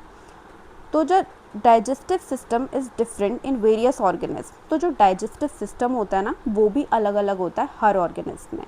जैसे कि अगर हम बात करते हैं सिंगल सेल्ड ऑर्गेनिज्म की, फॉर एग्जांपल अमीबा, ये हमारे पास अमीबा का डायग्राम गिवन है बगल में। तो इसमें क्या होता है, जो फूड है वो पूरी सरफेस से लिया जा सकता है, but as the complexity of the organism increases, different part become specialised to perform different function. बट जैसे जैसे ऑर्गेनिज्म का साइज़ बढ़ता है, for example multi cellular organism humans हम बनते हैं, तो हमारे में क्या होता है कि कुछ पर्टिकुलर ऑर्गन्स जो होते हैं वो स्पेशलाइज्ड हो जाते हैं, ऑर्गन सिस्टम बना लेते हैं किसी एक काम को परफॉर्म करने के लिए। हमारे में अलग अलग तरीके के ऑर्गन्स बन जाते हैं किसी एक काम को करने के लिए। फॉर एग्जांपल जैसे अमीबा में क्या होता है कि takes in food using temporary finger like extensions of the cell surface which fuse over the food particles forming a food vacuole. तो इस अमीबा में क्या होता है, जैसे ये अमीबा है, तो ये बाहरी फूड है और ये इसके फिंगर लाइक प्रोजेक्शंस हैं, तो ये फूड पे ऐसे धीरे धीरे अपने स्यूडोपोडियास को फैलाता है और इस फूड को पूरा अपने अंदर ले लेता है। फिर ये यहाँ से पूरा फ्यूज़ हो जाएगा, तब यहाँ से पूरा फ्यूज़ हो जाएगा और ये पूरा फूड वैक्यूल बना लेगा। और ये जैसे इसने अपना फूड वैक्यूल बना लिया, इसके अंदर जो खाना है उसको कॉम्प्लेक्स फॉर्म से सिंपल फॉर्म में कन्वर्ट कर लेगा, और जैसे इसने कन्वर्ट कर लिया तो ये अपना जो न्यूट्रिशन है, खाना जो इसने पूरा बना लिया है, इसको साइटोप्लाज्म में रिलीज़ कर देगा, और जो बचा हुआ अनडाइजेस्टेड फूड होगा इस वैक्यूल को बाहर वो निकाल देगा। इस बाहर निकालने की प्रोसेस को हम एक्सोसाइटोसिस बोलते हैं, एंड अंदर लेने की प्रोसेस को हम एंडोसाइटोसिस बोलते हैं। This is not given in NCERT, I am telling you, endo and exo वाला पार्ट एक्स्ट्रा है, ठीक है। तो ये प्रोसेस होती है। फिर यहाँ पे गिवन है Inside the food vacuole, complex substance are broken down into simpler ones। वही वैक्यूल के अंदर पे complex substance सिंपल में कन्वर्ट होता है, फिर वो धीरे धीरे डिफ्यूज़ हो जाता है साइटोप्लाज्म में। फिर रिमेनिंग अनडाइजेस्टेड मटेरियल जो होता है वो बाहर चले जाता है to the surface of the cell and thrown out, और इसको हम बाहर निकाल देते हैं। फिर आता है यहाँ पे एक इम्पॉर्टेंट एग्जाम्पल, फिर पैरामीशियम का आ जाता है। तो पैरामीशियम क्या होता है, वो भी एक यूनिसेलुलर ऑर्गेनिज्म है। The cell has a definite shape. जो पैरामीशियम है उसका एक डेफिनेट शेप होता है, और फूड लेने का भी एक डेफिनेट स्पॉट होता है। वो एक डेफिनेट स्पॉट से ही फूड लेता है और उसका एक शेप डेफिनेट होता है, अनलाइक अमीबा जिसका शेप ना ही डेफिनेट होता है और वो खाना भी स्यूडोपोडियस के थ्रू अपनी पूरी बॉडी सरफेस से कहीं से भी ले सकता है। और जो फूड है पैरामीशियम में वो मूव होता है to the spot by the movement of cilia which cover the entire surface of the cell. अब मैंने यहाँ पे पैरामीशियम का फ़ोटो लगाया है अलग से आपके लिए अंडरस्टैंडिंग के लिए। तो जिसकी बात मैं कर रही थी कि इसमें एक पर्टिकुलर स्पॉट होता है फूड लेने के लिए, यहाँ पे ये वाला स्पॉट है, मैं डिफरेंट पेन से बताती हूँ। सो ये वाला पार्ट है, इसको हम वैसे गलेट बोलते हैं, GULLET गलेट बोलते हैं, ठीक है, या ओरल ग्रूव बोलो। ये इसका माउथ है, यानी सिंपली यहाँ से वो खाना लेता है और इसके छोटे छोटे सीलिया हैं जो पूरी बॉडी पे प्रेजेंट होते हैं। तो ये सीलिया क्या करते हैं, ये हेल्प करते हैं खाने को मूव करने में, इसकी गलेट तक का, यहाँ तक का। और बाकी जो पार्ट है वो आपके सिलेबस में भी नहीं है, सो जस्ट इग्नोर दैट। बस मुझे ये वाला पार्ट समझाना था, पैरामीशियम कैसा दिखता है, डेफिनेट शेप होता है, खाना कहाँ से लेता है, सीलिया कैसे हेल्प करता है। सो ये मैंने समझा दिया, एंड दैट्स इट। अब हम आते हैं नेक्स्ट पार्ट में, that is nutrition in human beings, जिसका हम बहुत टाइम से वेट कर रहे थे। हम इंसानों में न्यूट्रिशन का प्रोसेस कैसे होता है। So yeah we are proceeding to it. And जो एलिमेंट्री कैनाल होती है वो बेसिकली बहुत लंबी ट्यूब होती है जो कि माउथ से एनस तक का होती है। We can see that the tube has different parts, tubes के अलग अलग पार्ट्स होते हैं। Various regions are specialise to perform different functions, और हर रीजन्स के अपने अलग अलग फंक्शन होते हैं। जैसे हमारा जो माउथ है वो खाना को चबाएगा, फिर उसके बाद ईसोफेगस से हम खाना निकलेंगे, उसके बाद स्टमक होता है जो कि वहाँ पर डाइजेशन का प्रोसेस होगा। यानी सबके जो अलग अलग पार्ट्स हैं उनका अलग अलग फंक्शंस होते हैं। What happens to the food once it enters our body? We shall discuss this process here. तो हम ये पूरी प्रोसेस डिस्कस करेंगे, बट उससे पहले एक एक्टिविटी आ जाती है, तो ये एक्टिविटी भी डिस्कस कर लेते हैं। इस एक्टिविटी में क्या बोला है, take 1 ml of starch solution 1% in the 2 test tube A and B। अब हमें 1 ml स्टार सोल्यूशन लेना है 2 टेस्ट ट्यूब में A and B में, और यहाँ पे मैंने पहले से ही बना दिया है ये सेटअप थोड़ा, ताकि हमें थोड़ा जल्दी कर पाएँ चीज़ें। सो मैंने यहाँ पे बनाई है 2 test tube A and B, जहाँ पे हमने स्टार्च ले लिया 1 ml in each test tube. उसके बाद क्या बोला है यहाँ पे कि add 1 ml of saliva to test tube A। फिर उसके बाद हमने सलाइवा ऐड कर दिया 1 ml टेस्ट ट्यूब A में, and leave both the test tube undisturbed for 20 to 30 minutes के लिए। फिर हमने ये अनडिस्टर्ब छोड़ दिया ये सेटअप, एंड उसके बाद हमने ऐड किया few drops of dilute iodine solution to the test tubes. अब हमने दोनों टेस्ट ट्यूब्स में आयोडीन सोल्यूशन ऐड कर दिया। In which test tube do you observe a colour change. अब हमें कलर चेंज किस टेस्ट ट्यूब में देखने को मिला। फिर उसके बाद हमें वही बताना है प्रेजेंस और absence in the 2 test tubes, ठीक है, स्टार्च की प्रेजेंस एंड एब्सेंस। उसके बाद what does this tell us about the action of saliva on starch. So yeah जो सलाइवा होता है, मैं इसको अपने वर्ड्स में समझा देती हूँ। हमने स्टार्च 1 ml दोनों टेस्ट ट्यूब में लिया और सलाइवा हमने डाला टेस्ट ट्यूब A में। और जो सलाइवा का काम क्या होता है, ये स्टार्च को डाइजेस्ट करता है। हमारे सलाइवा में सलाइवरी अमाइलेज नाम का एक एंजाइम होता है जो कि स्टार्च को डाइजेस्ट करके सिंपल शुगर्स में कन्वर्ट करता है। तो ये क्या करेगा, टेस्ट ट्यूब A में तब हमने सलाइवा डाला तो ये स्टार्च को डाइजेस्ट कर देगा और स्टार्च यहाँ से ख़त्म हो जाएगा। तब यहाँ से स्टार्च ख़त्म हो गया तो टेस्ट ट्यूब B में तो हमने सलाइवा डाला नहीं, वहाँ पर तो स्टार्च होगा, तो जो कलर होगा वो सिर्फ़ और सिर्फ हमें टेस्ट ट्यूब B में दिखाई देगा। ब्लू ब्लैक कलरेशन सिर्फ वहीं ऑब्जर्व होगी, ठीक है। तो इससे हमें यही पता चलता है कि सलाइवा का क्या काम है, उसने स्टार्च को डाइजेस्ट कर दिया और कलरेशन जो हुआ, कलर जो आया वो B टेस्ट ट्यूब में आया। So that's as simple as that, ठीक है। ये बहुत ईजी है, और इसका जो चीज़ है सलाइवा वाली चीज़ वो अभी हम नीचे भी पढ़ लेंगे। सो अब हम यहाँ से स्टार्ट करते हैं। या we eat various types of food which has to pass through the same digestive tract. अब हम बहुत तरीके का खाना खाते हैं जो अब हमें सेम डाइजेस्टिव ट्रैक्ट से पास करना होता है। Naturally the food has to be processed to generate particles which are small and of the same texture. अब नेचुरली क्या होता है कि हमें फूड को चबा कर प्रोसेस कर कर हमें सेम साइज़ का पार्टिकल्स या सेम टेक्सचर का पार्टिकल्स में कन्वर्ट करना होता है, जो हम अपने माउथ की हेल्प से चबा चबा के कर लेते हैं। This is achieved by the crushing the food with are teeth. अब वही हम चबा के अपने खाने को वो सेम टेक्सचर में कन्वर्ट कर लेते हैं।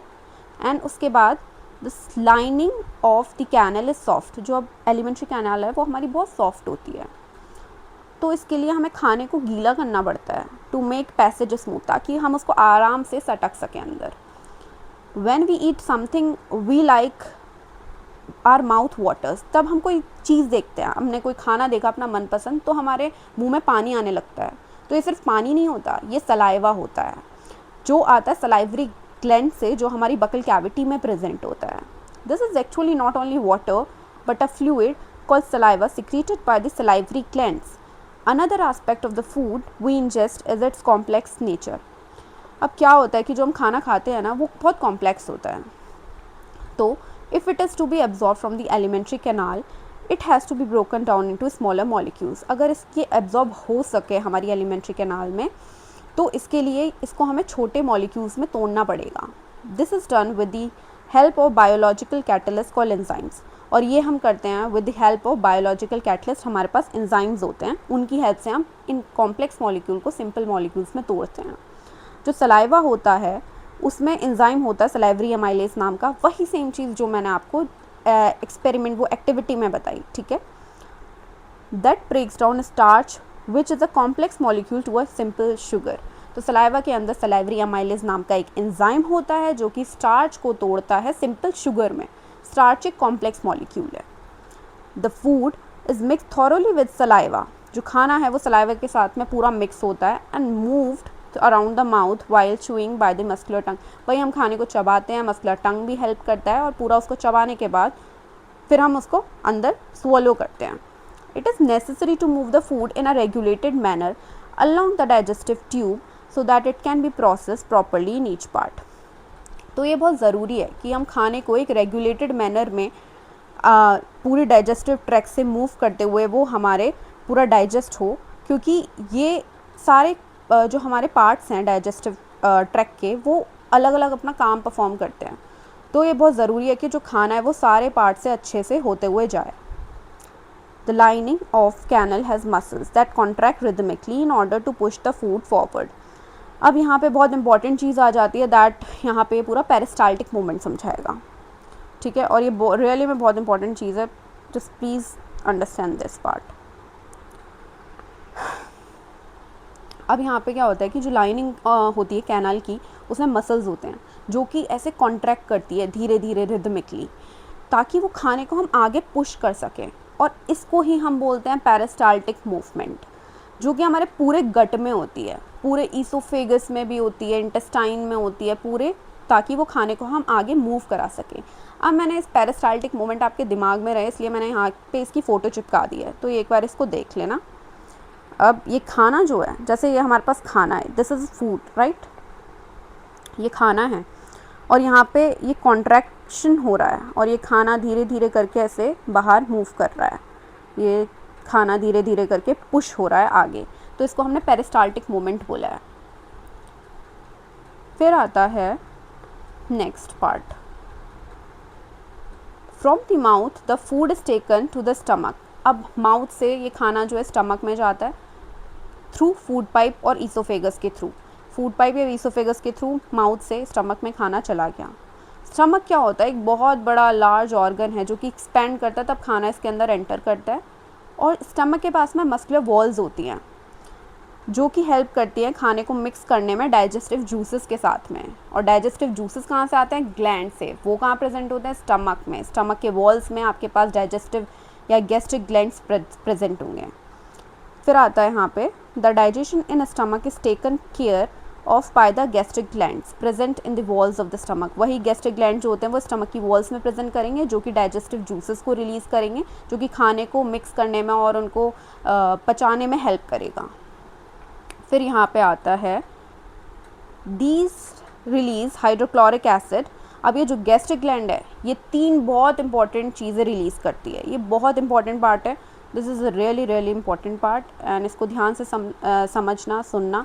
और मैं अपने आगे जाके आगे लेक्चर्स में नोट्स भी दूंगी. ठीक है, और वो बहुत प्यारे नोट्स होंगे जहाँ पे आपको ये थोड़ी जो कॉम्प्लेक्स चीज़ें ऐसे एनसीईआरटी में लाइंस में लिखी हैं वो आपको वहाँ पे पूरे प्रॉपरली आपको एक बहुत अच्छे फॉर्मेट में गिवन होंगी जिसको आपको दिमाग में डालने में बहुत ईजी होगा. ठीक है, वो मैं आगे लेक्चर्स में दूंगी फॉर श्योर. सो या अभी यहाँ पे आ जाते हैं दैट हाँ, यहाँ पे जो गैस्ट्रिक ग्लैंड है वो 3 बहुत इंपॉर्टेंट चीज़ें रिलीज़ करता है.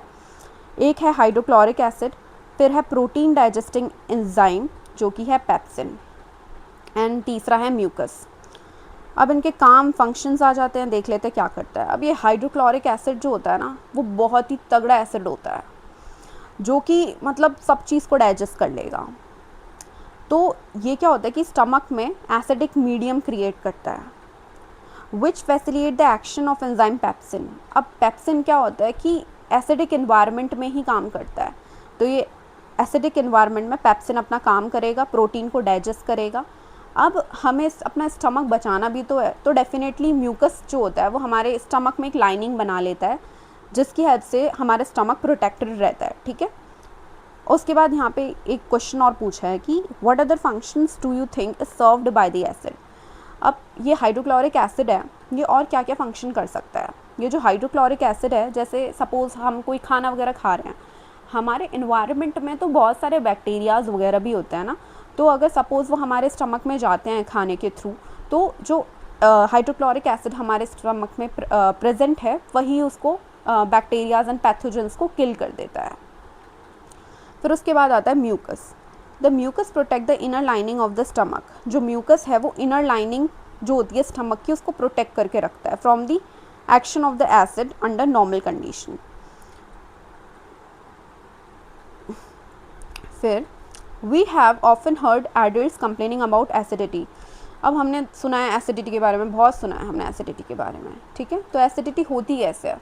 एसिडिटी क्या होती है कि उसके ट्रिगर्स होते हैं, जैसे कि अगर हमने कोई स्पाइसी फूड खा लिया, प्रोसेस्ड फूड खा लिया, तो उससे हमारा स्टमक जो होता है ट्रिगर हो जाता है, एंड वो जो उसमें गैस्ट्रिक ग्लैंड प्रेजेंट है वो एक्सेस एसिड को रिलीज़ करेगा, हाइड्रोक्लोरिक एसिड को रिलीज़ करेगा, और हमारे स्टमक का जो मीडियम होगा वो बहुत ज़्यादा एसिडिक हो जाएगा, जिसकी वजह से हमें एंटासिड वगैरह फिर हम लेते हैं, फॉर एग्जांपल इनो लेते हैं हम अपने एसिडिटी को कंट्रोल करने के लिए, तो वो न्यूट्रलाइज कर देता है जो एसिड हमारे स्टमक में प्रेजेंट होता है, ठीक है।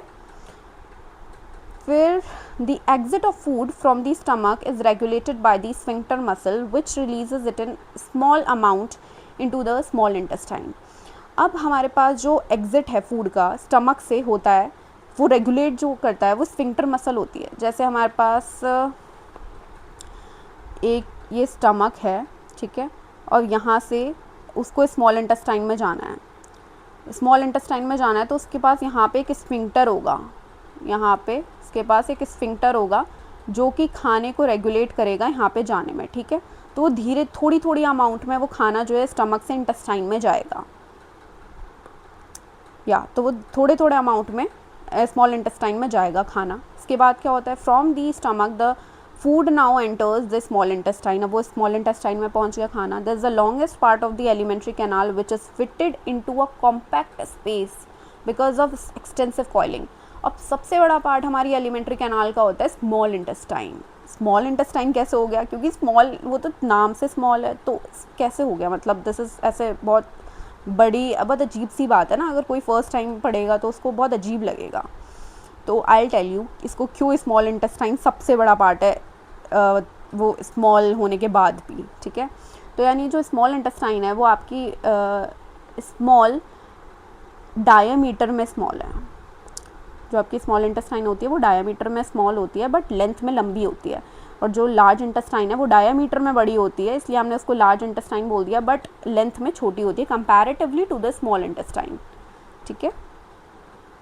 So the length of the small intestine differ in various animal depending on the food they eat. जो लेंथ होती है स्मॉल इंटेस्टाइन की वो अलग अलग होती है बहुत सारे एनिमल्स में, अकॉर्डिंग टू द फूड जो वो खाते हैं। जैसे हर्बीवोर्स हो गए, वो घास खाते हैं, तो need a longer small intestine to allow cellulose to digest. अब जो सेल्यूलोज होता है ना वो डिफ़िकल्ट होता है डाइजेस्ट करने में, तो उनको कंपैरेटिवली बड़ी स्मॉल इंटेस्टाइन चाहिए होगी as compare to the carnivore, ठीक है। और जो मीट होता है कंपैरेटिवली सेल्यूलोज के कंपेयर में ईजी होता है डाइजेस्ट करना। जैसे कार्निवोर जो टाइगर्स हो गए, उनके पास में शॉर्टर स्मॉल इंटेस्टाइन होती है। The small intestine is the site of the complete digestion of carbohydrate, protein and fats. अब जो पूरा डाइजेशन होता है कार्बोहाइड्रेट, प्रोटीन एंड फैट्स का, वो स्मॉल इंटेस्टाइन में पूरा होता है, ठीक है। It receive the secretion of the liver and pancreas for this purpose. और ये पूरा डाइजेशन हो इसके लिए वो रिसीव करता है सिक्रीशन लिवर और पैनक्रियाज से। फिर the food coming from the stomach is acidic. अब जो खाना हमारे पेट से आ रहा है वो तो एसिडिक है भाई, क्योंकि वो वहाँ पर हाइड्रोक्लोरिक एसिड प्रेजेंट था। उसके बाद इसको एल्कलाइन बनाना है for the pancreatic enzymes to act.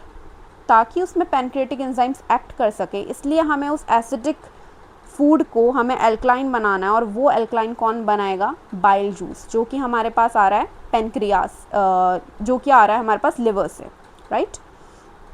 Bile juice from the liver accomplishes this in addition to acting on fats। जो बाइल जूस हमारे पास लिवर से आता है वो एक तो फूड को एल्कलाइन बनाएगा और दूसरा वो फैट्स पर एक्ट करता है और उसको डाइजेस्ट करता है। जैसे कि हम बोलते हैं कि जो फैट्स होते हैं ना वो कंपैरेटिवली डिफ़िकल्ट होता है डाइजेस्ट करने में, इसलिए हम बोलते हैं कि फ़ैट कम खाओ, फ़ैट कम खाओ, क्योंकि उनका डाइजेशन थोड़ा डिफ़िकल्ट होता है।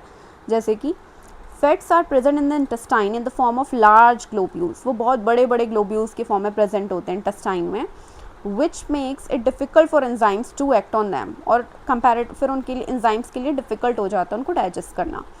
तो bile salts break them down into smaller globules increasing the efficiency of enzyme action. और बाइल सॉल्ट्स क्या करते हैं? उन फैट ग्लोब्यूल्स को छोटे ग्लोब्यूल्स में कन्वर्ट करते हैं ताकि एंजाइम उन पे एक्ट कर सके और उनको डाइजेस्ट कर सके। This is similar to the emulsifying action of soaps on dirt that we have learned about in chapter 4। अब ये वही सोप्स का एक्शन बता रहा है कि सोप्स का कैसा एक्शन होता है डर्ट के अगेंस्ट में, ठीक है, जो हमने पहले चैप्टर्स में डिस्कस किया है। The pancreas secretes pancreatic juice which contain enzymes like trypsin for digesting proteins। अब ये बता रहा है कि जो पैनक्रियाज है वो सिक्रीट करता है पैनक्रियाटिक जूस जिनके अंदर एंजाइम्स होते हैं जो कि डाइजेस्ट करती हैं particular protein, carbohydrate and fats को। और प्रोटीन को डाइजेस्ट करने के लिए इसके पास होता है ट्रिप्सिन और lipase for breaking down emulsified fats. The walls of the small intestine contain glands, और जो स्मॉल इंटेस्टाइन है उसकी वॉल्स के पास में ग्लैंड्स होते हैं जो कि सिक्रीट करता है intestinal juice. The enzyme present in it finally convert the protein two amino acid, और जो इसमें एंजाइम प्रेजेंट होता है वो प्रोटीन्स को अमाइनो एसिड में कन्वर्ट करता है। Complex carbohydrate into glucose and fats into fatty acid and glycerol. Complex carbohydrate को कन्वर्ट करता है ग्लूकोज में एंड फैट्स को कन्वर्ट करता है फैटी एसिड एंड ग्लिसरॉल में। फिर the digested food is taken up by the walls of the intestine. अब जो डाइजेस्टेड फूड है ना वो इंटेस्टाइन की वॉल्स एब्जॉर्ब करती हैं। The inner lining of the small intestine has numerous finger like projection called villi. और जो इनर लाइनिंग होती है ना स्मॉल इंटेस्टाइन के में उसके पास में बहुत सारे छोटे छोटे प्रोजेक्शंस होते हैं जिसको हम विलाय बोलते हैं, जो जिसका काम क्या होता है वो इंक्रीज़ कर देता है सरफेस एरिया एब्जॉर्प्शन के लिए, खाने का एब्जॉर्प्शन के लिए सरफेस एरिया इंक्रीज़ कर देता है। और ये विलाय दिखती कैसे? क्योंकि दिस इज़ इम्पॉर्टेंट पार्ट, ये छोटे छोटे शब्द ना बहुत इंपॉर्टेंट है, ये आपके दिमाग में रहेंगे ना पिक्चर्स के थ्रू, तो आपको बहुत ईजी होगा रिकॉल करना। तो मैंने इसकी पिक्चर लगा दी है। तो ये विलाय जो है ये स्मॉल इंटेस्टाइन में प्रेजेंट होते हैं, ऐसे छोटे छोटे ये प्रोजेक्शंस होते हैं, छोटे छोटे फिंगर लाइक प्रोजेक्शंस होते हैं, ऐसे ऐसे ये सरफेस एरिया बढ़ा रहे हैं, और जो खाना जो हमने डाइजेस्ट किया है वो इसके थ्रू एब्जॉर्ब हो जाएगा, ब्लड में चले जाएगा, ठीक है, या इजी पीसी। नाउ आगे बढ़ते हैं। अब The villi are richly supplied with blood vessels which takes the absorbed food to each and every cell of the body। अब जो विलाय है उसमें बहुत सारी ब्लड वेसल्स होती हैं उसके पास में, और जो एब्जॉर्ब करती हैं खाने को और हर एक बॉडी के सेल के पास में लेके जाती हैं। Where it is utilize for obtaining energy, building up new tissues and repair old tissues, ठीक है। उसके बाद फिर आता है जो अनअब्जॉर्ब फूड होता है वो जाता है लार्ज इंटेस्टाइन के पास में, where its wall absorb more water from this material, जहाँ पे जो इसकी वॉल्स होती हैं इसमें से और पानी एब्जॉर्ब कर लेती हैं, जितनी काम की चीज़ें वो निकाल लेती हैं, और जो बेकार जिसका कोई यूज़ नहीं है उसको एक्सक्रीट आउट कर देते हैं थ्रू एनस, ठीक है। The rest of the material is removed from the body via the anus.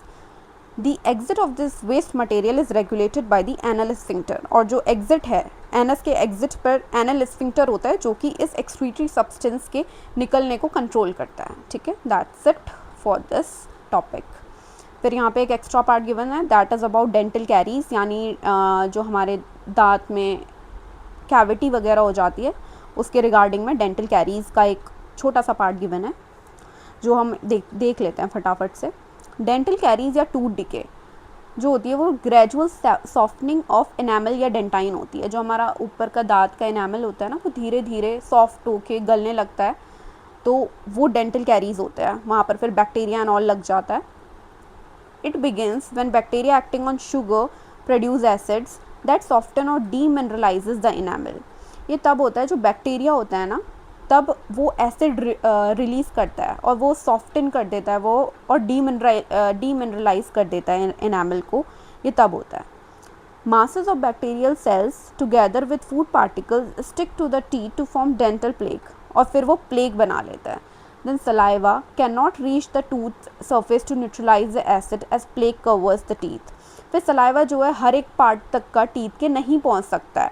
ठीक है, समवेयर जैसे हम ब्रश वगैरह भी करते हैं तो अगर थोड़ा बहुत प्लेक रह जाता है ब्रशिंग से भी, अगर जैसे नहीं निकलता है और तो बैक्टीरिया वहाँ पे बन जाता है, और अगर हम ब्रश वगैरह प्रॉपर नहीं करते हैं तो वो एसिड प्रोड्यूस करते रहेगा वो बैक्टीरिया. तो क्या होगा कि वो अनट्रीटेड रह जाएगा एंड माइक्रो ऑर्गेनिज्म वहाँ पर इन्वेड कर जाएंगे एंड वहाँ पे इन्फेक्शन या इन्फ्लेमेशन हो सकती है. ठीक है, ये ईजी सा पार्ट है, नॉट दैट इम्पॉर्टेंट. एंड बस यही याद रखना है कि डेंटल कैरीज या कैविटी कैसे होती है, बैक्टीरिया की वजह से होती है. वो एसिड रिलीज़ करते हैं वहाँ पे एंड जिसकी वजह से इन्फ्लेमेशन एंड इन्फेक्शन हो सकता है अगर हम ब्रश वगैरह अच्छे से नहीं करते. प्लेक रिमूव होना चाहिए. That's it about this topic. ठीक है.